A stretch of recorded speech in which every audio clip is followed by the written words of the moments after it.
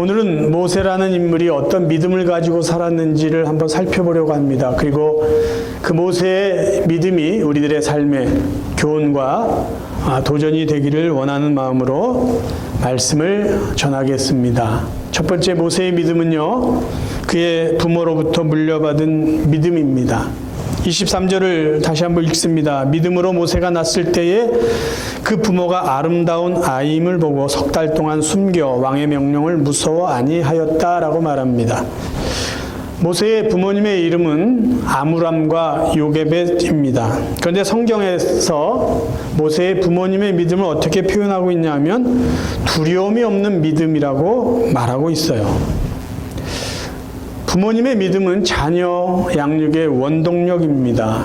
근데 모세 부모님의 자녀 양육의 원동력이었던 믿음은 두려움이 없는 믿음이었다라는 것입니다. 그 당시는 남자아이가 태어나면 다 죽이라는 것이 바로 왕의 명령이었습니다. 그런데 모세의 아버지 아므람은 아들을 죽이려고 하지 않고 두려움 없이 3달 동안 그 아들을 숨겨서 키웁니다. 왜 그랬을까요? 우리가 읽은 성경에는 그 아이가 아름다웠기 때문이라고 이야기하고 있는데 아름답다라는 의미는 무엇일까요? 요세푸스라는 역사학자는 모세의 부모의 믿음을 이렇게 기록해주고 있어요. 아므람은 요게벳이 임신 중에 있을 때 그 태어날 아기는 애굽의 압제자로부터 그의 민족을 구할 구원자라는 하나님과의 대화가 있었다. 그러니까 아들이 아름다웠다라는 것은요, 하나님께서 이 아들을 통해서 이루실 큰 뜻이 있었다. 민족의 구원자가 될 것이다라는 그 하나님의 어떤 음성을 들었다라는 것이죠. 하나님의 뜻이 무엇인지 아므람은 알았기 때문에 이 아들을 죽일 수도 없었고요, 숨겨서 키우는 것에 두려움이 없었다라는 것이에요. 현대어 성경에는요, 이 요세푸스의 이야기와 거의 동일한 관점으로 이 히브리서 11장 23절을 번역해주고 있습니다. 현대어 성경으로 읽어드리겠습니다. 모세의 부모도 믿음이 깊은 사람들이었습니다. 그들은 하나님께서 자기들에게 비범한 아들을 주셨다는 것을 알자 그 아기를 잡아 죽이라는 애굽 왕의 특명이 내려져 있었음에도 불구하고 하나님께서 그 아기를 구원해 주시리라는 것을 의심치 않았습니다. 그래서 그 아들을 석 달 동안 숨겨놓고도 조금도 두려워하지 않았습니다. 두려움이 없을 수밖에 없었던 믿음은요, 하나님의 뜻을 알았기 때문이에요. 그리고 우리가 알듯이 모세 이야기를 우리가 어떻게 진행된지 알고 있지 않습니까? 아버지는 아들을 어떻게라도 숨겨서 살리려고 했고, 어머니는 나중에 바로 왕의 딸이 자기 아들 모세를 키우려고 하는 것을 알고 유모가 되어서 아기 모세를 안고 그에게 젖을 먹이면서 그를 위해서 기도하며 자기가 할 수 있는 믿음으로 이 아이를 양육해 나갔습니다. 그러니까 모세가 살아서 하나님의 뜻을 이루는 민족의 지도자가 될 수 있었던 것은요, 모세 아버지 어머니의 믿음이 있었기 때문에 가능할 수 있었던 일입니다. 좋은 부모님은 어떤 부모님일까요? 성경에서 말하는 좋은 부모님은요, 믿음이 좋은 부모님을 좋은 부모님이라고 말합니다. 그러니까 좋은 부모님은 믿음이 좋아서 그 자녀가 하나님의 뜻을 이루며 살도록 하는 부모가 좋은 부모예요. 믿음의 부모가 자녀들을 믿음으로 양육했을 때 하나님은 그 자녀를 세상적으로 성공하는 자녀가 아니라 하나님의 뜻을 이루는 귀한 사람들로 사용하시기 때문에 좋은 부모 밑에는요, 좋은 자녀들, 하나님의 뜻을 이루는 자녀들이 자라고 이 세상에서 살아갈 수 있게 된다는 말씀이에요. 좋은 부모가 되기 위해서 가장 먼저 우리가 해야 될 것이 있다면 자녀를 향한 하나님의 뜻이 무엇인지를 먼저 찾고 구하는 것이에요. 그래서 하나님이 이 자녀를 통해서 하나님의 뜻을 이룰 것이다라는 것을 믿고, 그래서 이 자녀를 통해 하나님의 뜻이 세상 가운데 펼쳐지기 위해서 우리는 하나님의 마음으로, 하나님의 관점으로 자녀를 양육해야 됩니다. 그것이 바로 믿음의 부모가 자녀를 위해서 해야 될 일이에요. 부모님이 자녀들 앞에서 믿음으로 산다는 게 어떻게 쉽겠습니까? 쉽지 않죠. 왜냐하면 이 자식에게 내가 못 이룬 어떤 뜻을 이루기 위해서 자녀를 키우는 게 아니라 하나님의 뜻을 이루기 위해서 이 자녀를 키운다는 것이 쉽지 않죠. 그리고 나는 믿음으로 열심히 이 자녀를 키웠다고 하는데 나의 믿음의 어떤 열매가 자녀를 통해서 금방 드러나지 않으니까 그게 답답하고 쉽지 않을 수 있어요. 그런데 성경을 통해서 우리에게 분명히 하나님이 보여주시고 강조하시고 확인시켜 주신 것은 부모님의 믿음의 열매는 자녀들을 통해서 반드시 나타난다는 것이죠. 반드시. 하나님은 부모의 믿음의 수고에 자녀를 통해서 보상해 주시는 하나님이세요. 제가 지난번에 한국 가서 우리 교회 친구들을 만났어요. 교회 동기들. 근데 한 친구가 뭐 세상적으로도 잘 됐어요. 근데 세상적으로 잘 된 것이 부러운 게 아니라 친구들 모일 때마다 그 친구가 이렇게 잘 섬기는 것이에요. 제가 그러면서 그 어머니가 어떻게 우리가 자란 교회를 섬겼는지 저는 알고 있거든요. 어렸을 때부터 그 어머니가 교회를 어떻게 섬겼는지 알고 있어요. 굉장히 어렵게 살았는데 그 어머니는요, 교회 식당에서 그 굳은 일을 다 하면서 교회를 섬겼던 분이에요. 제가 그 어머니의 옛날 모습을 기억하면서 이 친구가 하나님이 주신 복을 누리면서 그 교회 친구들을 이렇게 섬기는 것이 얼마나 감사한지, 얼마나 아름다운지 몰랐어요. 어머니의 수고와 믿음으로 교회를 섬긴 그 열매가 이 자녀를 통해서 너무나 분명하게 드러난 것이에요. 성경의 예를 한번 들어볼까요? 성경에요, 기생 라합의 이야기가 나옵니다. 이스라엘 백성이 가나안 땅에 들어가기 전에 여리고 성을 점령하는 그 이야기 아시잖아요. 정탐꾼을 보냈는데 이 기생인 라합이 하나님에 대한 소식을 듣고 하나님을 믿은 거예요. 두려워한 것이에요. 그 정탐꾼을 잘 숨겨주고 무사히 이스라엘 민족에게 돌아가게 도와주죠. 그 결과로 기생 라합뿐만 아니라 그 가족 모두가 살아납니다. 자, 성경은 이 기생의 이 행동을 뭐라고 이야기하냐면 믿음이라고 이야기를 해요. 히브리서 11장 31절 봅니다. 믿음으로 기생 라합은 정탐꾼을 평안히 영접하였으므로 순종치 아니한 자와 함께 멸망치 아니하였도다. 자, 기생 라합이 하나님을 두려워하고 하나님을 믿는 믿음의 행동을 했어요. 그 열매가 어떻게 나타났죠?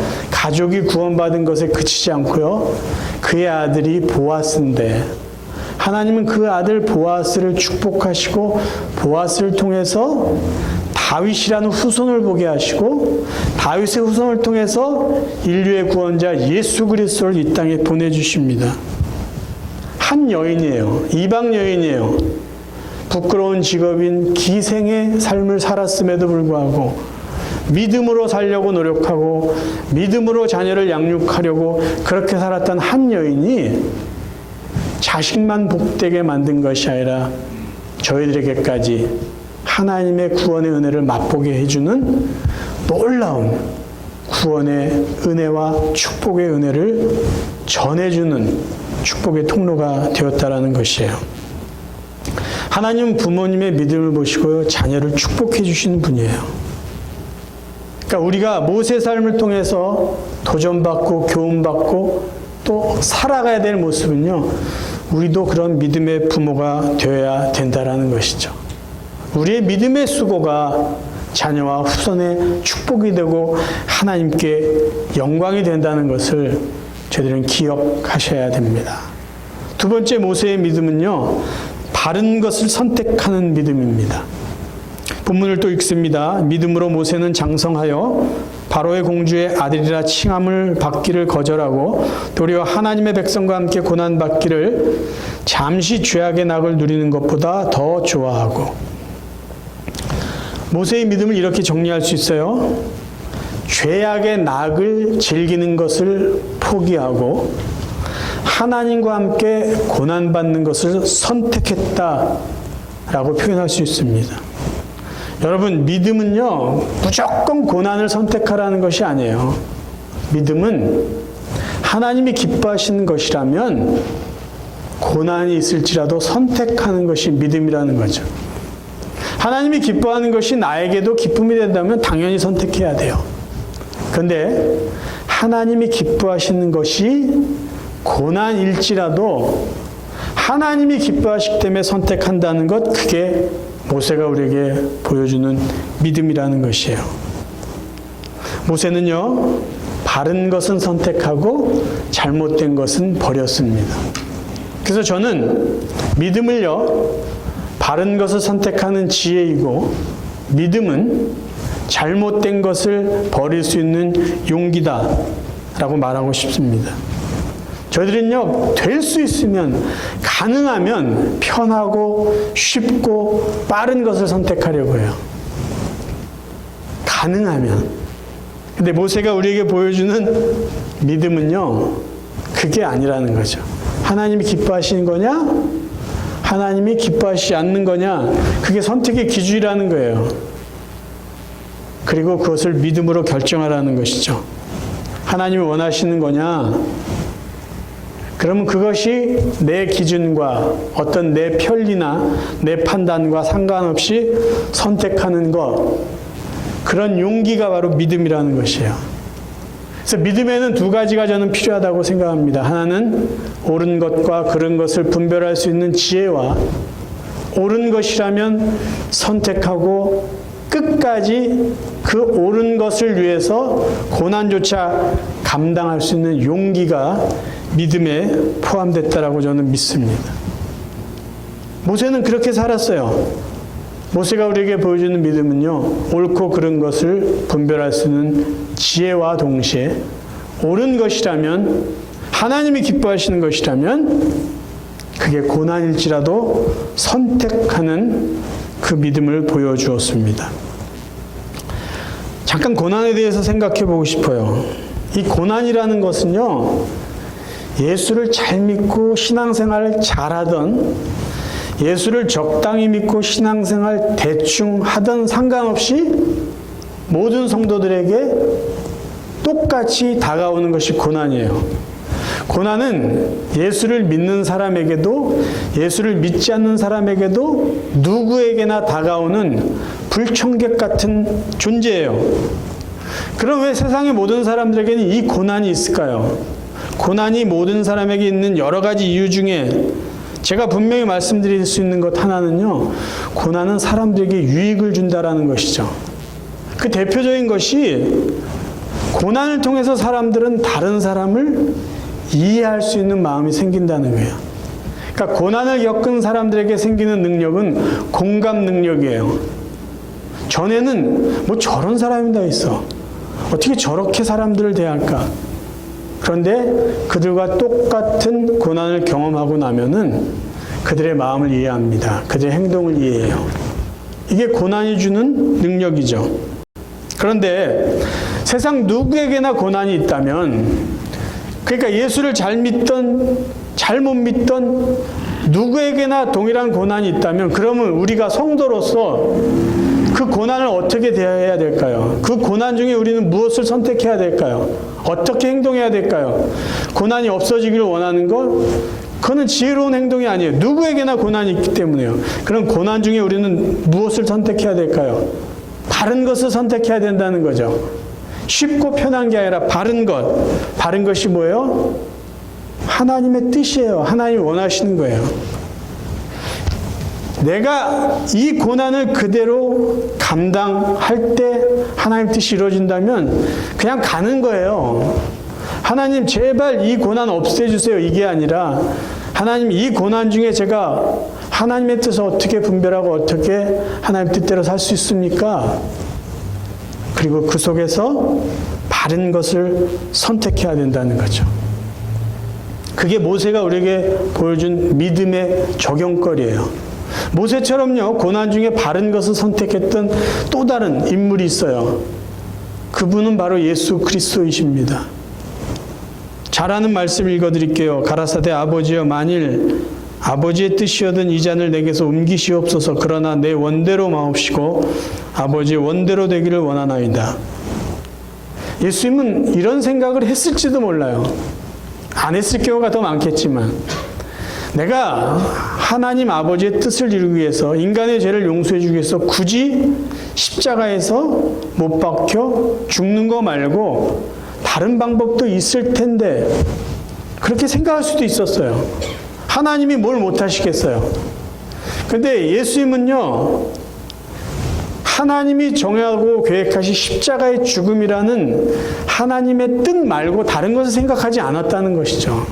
그게 그렇게 힘들었고 감당하기조차 너무나 무거운 짐이었음에도 예수님은요, 내 뜻이 아닌 하나님의 뜻대로 해주십시오. 고난 중에 바른 것을 선택했어요. 자기가 원하는 게 아니라 아버지 하나님께서 원하시는 것을 그대로 선택하고 그대로 순종했습니다. 믿음은 무엇일까요? 바른 것을 선택하는 거예요. 고난이 기준이 아니라 하나님이 기뻐하시는 거냐, 기뻐하시지 않는 거냐, 그게 선택의 기준이라는 거예요. 모세가 우리에게 보여주는 믿음의 모습입니다. 세 번째는요, 모세의 믿음은요, 인내하는 믿음이에요. 이 인내하는 믿음은요, 보이지 않는 하나님을 마치 보는 것처럼 바라보면서 참는 믿음입니다. 본문 26절 27절을 읽습니다. 그리스도를 위하여 받는 수모를 애굽의 모든 보화보다 더 큰 재물로 여겼으니 이는 상 주심을 바라봅니다. 믿음으로 애굽을 떠나 왕의 노함을 무수하지 아니하고, 보십시오, 곧 보이지 아니하는 자를 보는 것 같이 하여 참았으며. 모세의 인내는 얼마나 길었을까요? 길게 보면 80년이고요. 조금 짧게 보면 40년이에요. 모세는 40년을 바로 왕궁에서 왕족의 생활을 했습니다. 이게 모세가요, 잘 풀렸으면요, 바로 왕의 후계자가 될 수도 있었어요. 그러다 어느 날 갑자기 광야에서 양을 치는 정말로 초라한 삶을 살게 됩니다. 40년이에요, 40년. 아무도 알아주지 않아요. 성경을 보면요, 당신 바로 왕의 아들 아니야? 그렇게 물어본 사람도 없고요. 그리고 모세를 그렇게 찾아갔던 사람도 없어요. 완전히 모세라는 그 인간의 존재 자체가 사라져버린 40년의 세월을 보내요. 처음 몇 년은 이런 후회를 했을 것 같아요. 그냥 애굽에서 살걸. 애굽에서 적당히 죄를 즐기면서 살았을걸. 괜히 믿음으로 살겠다고 여기까지 와서 내가 이게 뭐야 그랬을지도 몰라요. 여러분 1, 2년이 아니잖아요. 1, 20년도 아니잖아요. 40년이에요. 그런데 어떻게 40년의 이 세월을 버틸 수 있었을까요? 믿음인데요. 그 믿음은 어떤 믿음이냐? 하나님은 보이지 않는데 그 하나님을 바라보는 믿음이었다라는 것이죠. 믿음으로 보이지 아니하는 자를 보는 것 같이 하면서 참았다는 것이, 이게 믿음이에요. 그냥 어거지로 참는 것이 아니라 하나님을 바라보면서 하나님이 하실 것을 마음으로 믿고 기다리는 거죠. 여러분, 믿음은요, 처음이 제일 쉽습니다. 믿는 거는 처음이 제일 쉬워요. 생각해보세요. 믿는 것만큼 쉬운 거 있어요. 믿습니다 그러면 되는데요. 근데 믿음은 언제가 어려워지냐면요, 점점 어려워져요. 끝까지 내가 믿는 그 믿음이 나의 삶에 실현될 때, 그것이 눈으로 보일 때까지 믿는 게 어려운 거예요. 믿습니다 제일 쉽습니다. 근데 그 믿음을 끝까지 지켜나가는 게 어려워요. 모세가 보여준 인내하는 믿음이에요. 처음과 끝이 변함없는 믿음이 진짜 믿음이라는 거죠. 믿음과 사랑에 공통점이 있어요. 첫사랑과 끝사랑이 같으면 이게 진짜 사랑이에요. 처음은 죽도록 사랑했는데 점점 그 사랑이 얕아져서 마지막에는 미움으로 바뀐다면요, 그건 진짜 사랑 아니잖아요. 믿음이요, 내가 믿습니다 했던 이 믿음 끝까지 지키는 것, 그 진짜 믿음입니다. 모세가 우리에게 보여줬던 믿음이에요. 믿음은 바른 것을 선택하고 그것이 고난이 있을지라도 후회하지 않고 끝까지 하나님을 바라보며 참고 견뎌 나가는 것, 그것이 믿음이에요. 모세가 정말 이 믿음을 끝까지 지킬 수 있었던 또 다른 원동력, 이유가 있었어요. 그것은 26절에 나와 있는 대로요, 상 주심을 바람이다라는 거예요. 상 주심을. 그리스도를 위하여 받는 수모를 애굽의 모든 보화보다 더 큰 재물로 여겼으니 이는 상 주심을 바라봅니다. 누가요? 하나님이. 똑같은 그 표현이요, 히브리서 12장 2절에 있어요. 예수님께서 십자가의 그 수모와 고통을 참은 이유, 그 앞에 나타날 기쁨을 바라봤다고 되어 있어요. 히브리서 12장 2절에요. 믿음의 주여 또 온전케 하시는 이인 예수를 바라보자. 그는 그 앞에 있는 기쁨을 위하여 십자가를 참으사 부끄러움을 개의치 아니하시더니 하나님 보좌 우편에 앉으셨느니라. 아버지 하나님의 뜻이 이루어지면 이 고통과 이 부끄러움, 이 수모가 기쁨으로 바뀔 것이다라는 것을 믿었어요. 믿었습니다. 결국 하나님의 상이 예수 그리스도에게 임했어요. 하나님은요, 믿음을 보시고 기뻐하시고 믿음을 보시고 상을 주신 하나님이세요. 여러분, 이것을 믿으시기를 바라요. 히브리서 10장 6절, 믿음이 없이는 기쁘시게 못하나니 하나님께 나아가는 자는 반드시 그가 계신 것과 또한 그가 자기를 찾는 자들에게 상 주시는 이심을 믿어야 할지니라. 하나님을 믿었어요. 하나님 하실 일을 믿었어요. 고난 중에 있을지라도 하나님의 뜻이 것을 믿었어요. 견뎠어요. 하나님 어떻게 하신다고요? 상을 주시는 분이에요.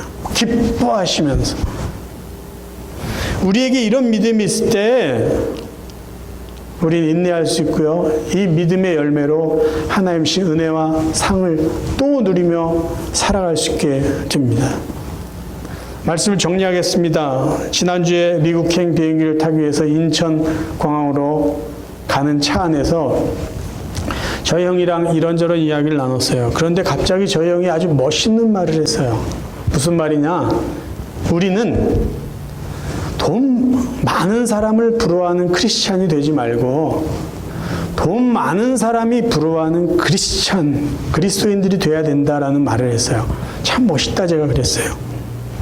그렇지 않아요? 저희들이 신앙생활하는 어떤 이유와 목적이 세상적으로 잘 되고 세상 사람처럼 돈 많이 벌고 편하게 사는 게 아니잖아요. 세상에 돈 많은 사람들, 그 돈 벌기 위해서 사람들 다 내치고 그러다가 나중에 외롭게 사는 사람 생각보다 많습니다. 장수의 시대를 살다 보니까요, 나이 많으신 어르신들 이렇게 바라보면요, 학벌도 차이가 없더라고요. 나이 많으신 분들. 인류대학을 나오던 무슨 뭐 최고의 뭐 대학원을 하던 박사를 잇던 별 차이가 없어요. 나이 많으신 분들 보면요, 과거에 얼마나 예뻤는지 뭐 덜 예뻤는지 그 구분도 없더라고요. 건강도요, 그게 크게 차이가 나지 않아요. 나이 많으신 분 건강하면 얼마나 건강하겠어요. 조금 약하면 또 얼마나 약하겠어요. 돈이 많은 분과 돈이 적은 분도 별 차이가 없더라고요. 쓰는 환경이요, 돈을 많이 쓸 환경이 아니에요. 나이 많으신 분들은. 그런데요, 믿음으로 살았던 분들과 믿음으로 살지 않았던 분들에는 분명한 차이가 있다는 것은 전 확인했어요. 믿음으로 살았던 분들은요, 넉넉하지 않아도 감사하며 사시더라고요.